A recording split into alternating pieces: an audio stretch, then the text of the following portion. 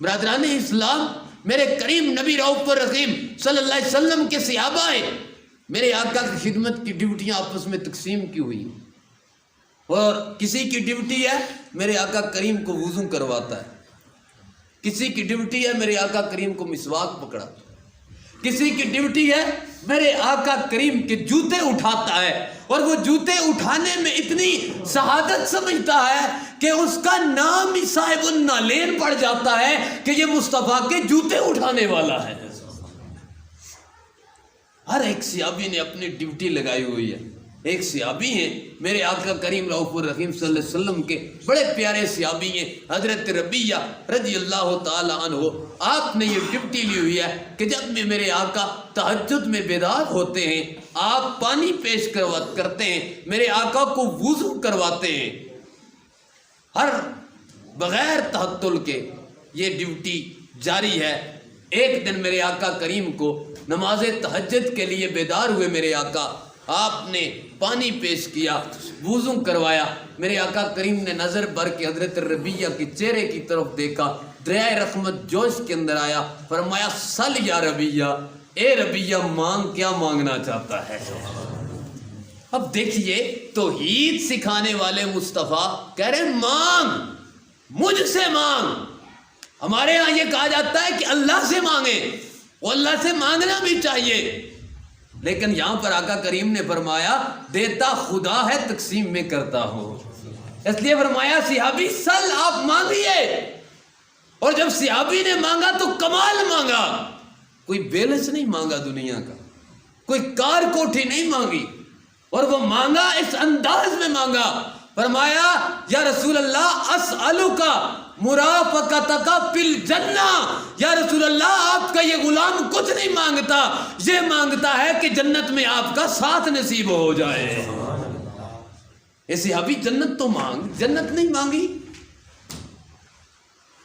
یہ مانگ کہ میری بخشش ہو جائے، یہ نہیں مانگی، یہ نہیں مانگا کہ میں ہدایت پا جاؤں، مجھے اولاد کی کثرت ہو، مال وافر مل جائے۔ تو نے مانگا بھی تو کیا مانگا؟ گویا حضرت ربیہ بزبان حال یہ کہہ رہے تھے تجھ سے تجھی کو مانگ کر مانگ لی ساری کائنات، اٹھتے نہیں ہاتھ میرے اب اس دعا کے بعد۔ یا رسول اللہ جب آپ کو مانگ لیا ہے تو پھر کچھ مانگنے کی ضرورت ہی نہیں رہی ہے، پھر جنت تو آپ ہی کے صدقے میں ملے گی۔ میرے آقا نے کیا فرمایا؟ فرمایا پھر ایسا کر کثرت سجود سے اپنی جبین کو مزین فرما۔ برادران اسلام، میرے سننے والے غیور مسلمانوں، میرے آقا نے نہیں فرمایا اگر تو نے میری مرافقت مانگی ہے تو بس کافی ہو گیا۔ جو مسلمان عمل میں کوتاہی کر جاتے ہیں، کہتے ہیں عمل کی کوئی ضرورت ہی نہیں ہے، وہ کہتے ہیں عمل کو کیا کرنا ہے، ہم نے ویسے ہی عمل کر کر کے بڑا کام کیا ہوا ہے۔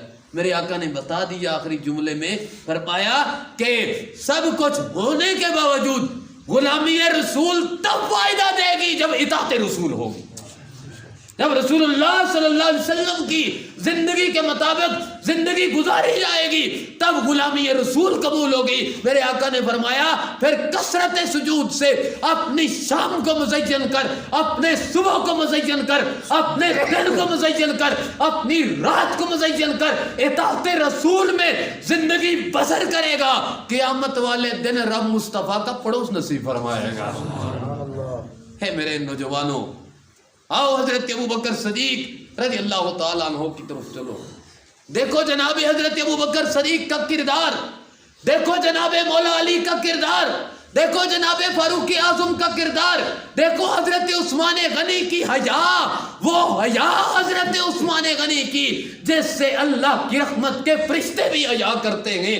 جس قوم کے اندر حیا ختم ہو جاتی ہے رب اس قوم کے اندر بلائیں اور وبائیں نازل کرتا ہے، کسی غیر کو اس پر مسلط کرتا ہے۔ میرا نوجوان آج دیکھ ہم کتنی بے حیائی کا شکار ہو چکے ہیں۔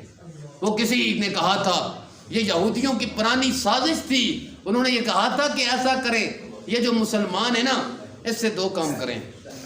قلندر لاہوری علامہ ڈاکٹر محمد اقبال رحمت اللہ تعالی علیہ، اقبال کو پڑھتے سارے ہیں، ایک آج سمجھ کے نہیں پڑھتے۔ اقبال کو جو سمجھ گیا نا وہ فلسفہ اسلام سمجھ جاتا ہے، وہ روح اسلام سمجھ جاتا ہے۔ کلندر لاہوری نے بھی درد دل بیان کیا، کہا کہ یہ جو کہتے ہیں نا یہ مسلمان ہیں، یہ فاقہ کش ہیں، یہ اپنے پیٹ پر پتھر باندھ لیتے ہیں، بھوک سے نہیں گھبراتے، معیشت کمزور ہونے سے نہیں ڈرتے، یہ کہ معیشت آج کمزور ہو چکی ہے، ہم مقروض ہو گئے، نہیں ڈرتے یہ۔ اگر کسی بھی بلا سے ان کو لڑایا جائے تو پھر یہ سر پر کفن باندھ کے باہر نکل آتے ہیں، عظمت اسلام کا جھنڈا بلند کرتے ہیں۔ انہوں نے یہ سازش کی، انہوں نے کہا کہ یہ کہتا کیا ہے؟ یہ کہتا ہے یہ فاقہ کش جو موت سے ڈرتا نہیں کبھی، روح محمد اس کے بدن سے نکال دو، دے کر عرب کو فرنگی تخیلات، اسلام کو اعجاز و یمن سے نکال دو۔ پہلے جملے پہ بہت تقریریں ہو چکی، یہ فاقہ کش جو موت سے ڈرتا نہیں کبھی، روح محمد اس کے بدن سے نکال دو۔ پہلے یہ چیز ہے، رسول اللہ صلی اللہ علیہ وسلم کا پیار اس کے سینے سے چھین لو، محبت رسول ختم کر دو۔ اور دوسرا کیا ہے؟ دے کر عرب کو فرنگی تخیلات، جو عرب ہیں ان کو وہ فرنگی تخیلات دے دو، وہ بے حیائی والا سین ان کے اندر کریٹ کر دو،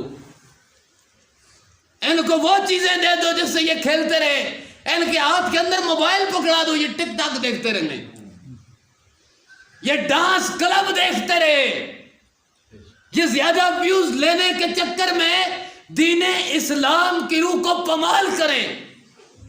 باپ خوش ہو کہ بیٹی ٹک ٹاک پہ ناچ رہی ہے، دیکھو میری بیٹی کے کتنے فالورز ہو گئے ہیں، یہ نہیں پتا ہے کہ بیٹی کے فالورز نہیں بڑھ رہے، یہ تو جہنم کا راستہ بڑھ رہا ہے۔ یہ رسول اللہ کی فالورز ہو جاتی، سیدہ زہرا کی چادر اس کو نصیب ہو جاتی۔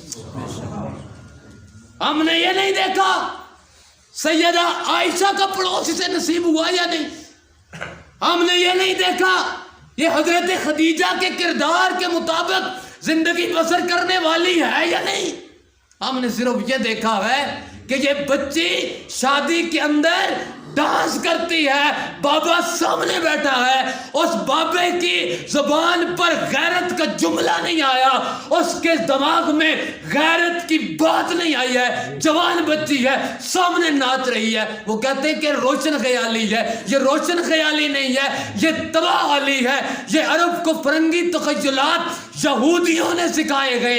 اگر رسول اللہ کی کنیزہ ہوتی، اگر سیدہ عائشہ کی خادمہ ہوتی، اگر رسول اللہ کی غلام ہوتی تو یہ ڈانس کر کے ناچتی نہ، بلکہ وہ پردہ کرتی کہ اس کے پردے سے اللہ کی رحمت کے فرشتے بھی حیا کرتے۔ برادران اسلام،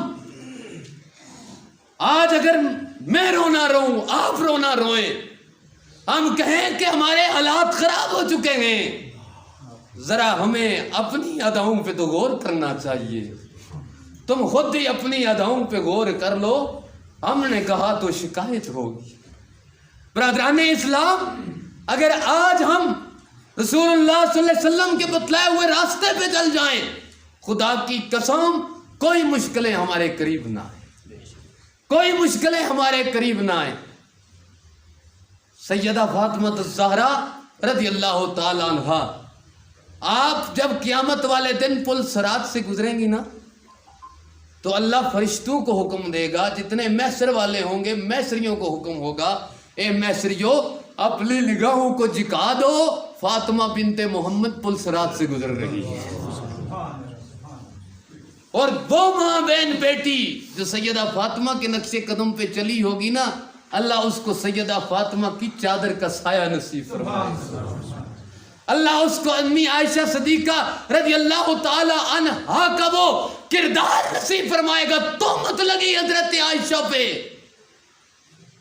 لوگوں نے کہا سفر پہ جا رہے تھے، اور وہ اونٹنی جس پر سیدہ عائشہ جس پالکی کے اندر سوار تھی وہ اٹھائی، صحابہ نے حضرت عائشہ کہیں باہر نکلی تو چونکہ آپ وزن میں تھوڑی ہلکی تھی تو صحابہ کو سمجھ نہیں آئی، اس پہ اسی طرح پالان رکھ دیا اونٹنی پہ، اونٹنی چلی گئی، آگے جا کے ٹھہراؤ کیا، میرے آقا نے دیکھا عائشہ تو نہیں ہے، میرے مصطفیٰ کے ایک صحابی ہیں، پیچھے سے وہ جو تھے وہ ردیف تھے قافلے کے، جو غریب بڑی چیزیں قافلے کی رہ جاتی وہ اٹھاتے آئے، دیکھا حضرت عائشہ ایک پہاڑ پہ بیٹھی ہوئی رو رہی ہیں۔ فرمایا امی جی کیا ہوا؟ فرمایا قافلہ چلا گیا ہے۔ آپ خود نیچے اترے، اپنی سواری پیش کی، ام المومنین کو سوار کیا اور ساتھ لے کے چلے گئے۔ جب صبح ہوئی نا، منافق باتیں کرنے لگے، کہنے لگے معاذ اللہ رسول اللہ صلی اللہ علیہ وسلم کی بیوی پر بد کردار ہو گئی ہے، صحابی پہ الزام لگا دیا۔ میرے آقا کریم بے چین پریشان حال، ایک نے کہا اس واسطے پریشان حال تھے کہ آقا سیدہ عائشہ کے بارے میں کوئی فیصلہ نہ کر سکے، غیب ہوتا تو جان لیتے۔ میں نے کہا خدا را یہ سنبھال کے رکھو اپنے فلسفے۔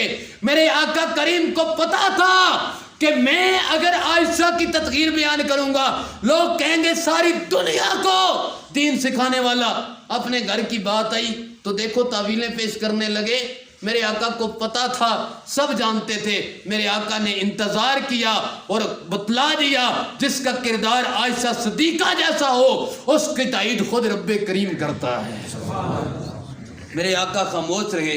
حضرت جبریل امین سورہ نور لے کر اترے اور حضرت عائشہ صدیقہ کی گواہی پاکیزگی اور طہارت کی رب کے قرآن نے دی، خود جبریل امین نے بیان کی، اور رب نے کہا او لوگو سیدہ عائشہ کے کردار پہ عصمت پہ انگلی نہ اٹھانا، میں خدا ان کی تطہیر بیان کر رہا ہوں، خدا ان کی طہارت بیان کر رہا ہے۔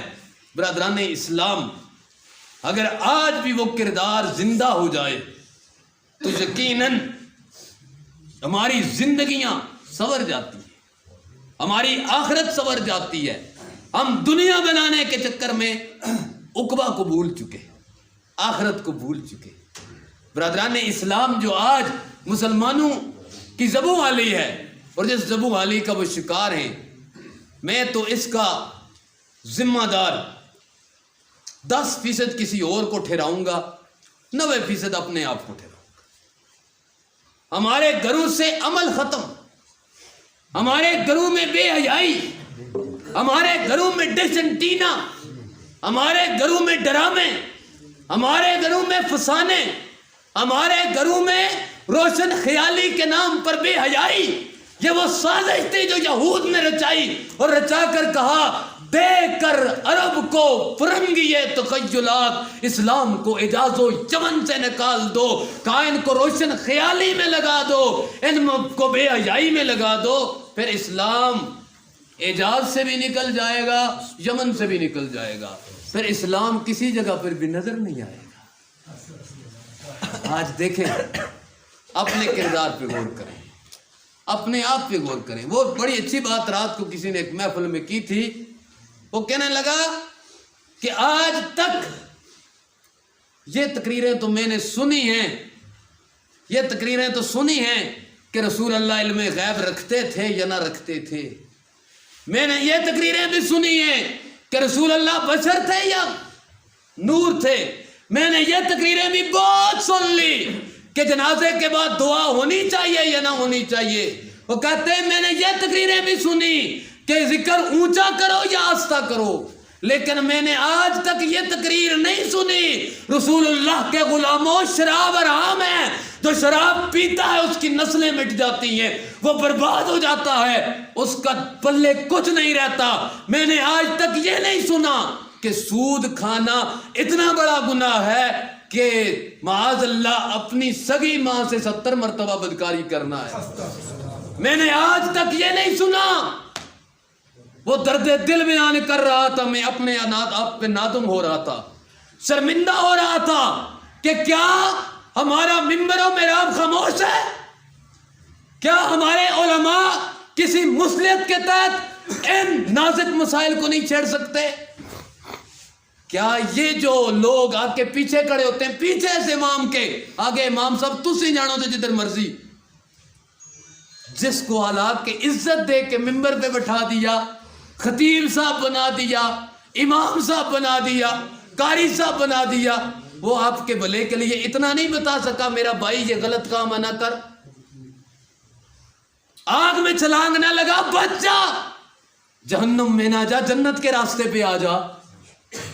وہ آپ نے اپنی آخرت سنوارنے کے لیے مقرر کیا. اگر اس نے کردار ادا نہیں کیا تو یہ بھی کرپشن ہے. صرف فائلوں میں کرپشن نہیں ہوتی یا حکمران ہی نہیں کرتے، یہ بھی کرپشن ہے کہ اگر کوئی برے راستے پہ چل رہا ہو اس کو نہ بتایا جائے کہ تم برے راستے پہ ہے، خدا را رسول اللہ صلی اللہ علیہ وسلم کے دین پہ چل جا، اور یہ دنیا میں تو ہم تجھے کچھ نہیں دے سکتے، لیکن یہ وعدہ کرتے ہیں، یہ گارنٹی دیتے ہیں اگر برے کام چھوڑ جائے گا کل تیرا ہاتھ پکڑ کر رسول اللہ کی معیت میں جنت میں ساتھ لے کر جائے.